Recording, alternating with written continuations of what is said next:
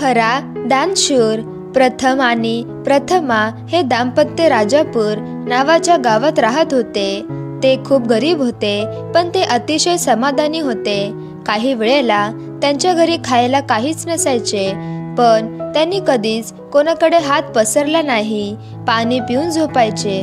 त्यांच्या शेजारी राहणारा राजाराम खूप श्रीमंत होता। तो त्याच्या गरिबीला खूप हसत, पण कधी कुठलीच मदत करत नसते। उलट त्यांना नावे ठेवी, फुकटचे सल्ले देई, असे करा तसे करा, मग तुमची परिस्थिती सुधारेल। पण वास्तवात त्यासाठी पैशांचे भांडवल हवे असायचे, ते बाकी तो देत नसे।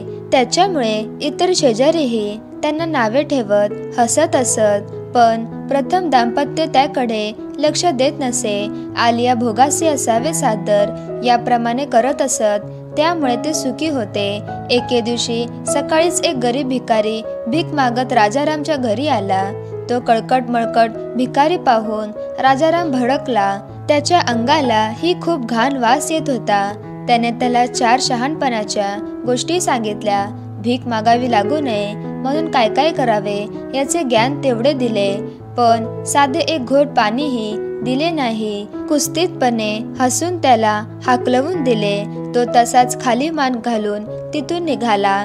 निघताना फक्त एकच म्हणाला, अशी परिस्थिती तुम्हावर ना येवो। शेजारी म्हणजे प्रथमच्या घराजवळ तो आला, त्यावेळी प्रथम जेवायला बसायच्या तयारीतच होता। गरिबी, स्वरूप भूक याची जाणीव असलेल्या भिकाऱ्याची दया आली। त्याने त्याला घरात घेतले, आंघोळीस पाणी दिले, आपल्या वाटणीचे जेवण दिले। तो तृप्त झाला। जाताना मनाशीच म्हणाला, तूच खरा दानशूर।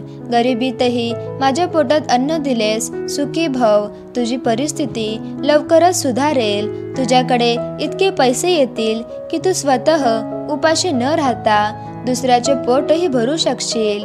त्या गरिबी अतिथीचा आशीर्वाद फळाला आला।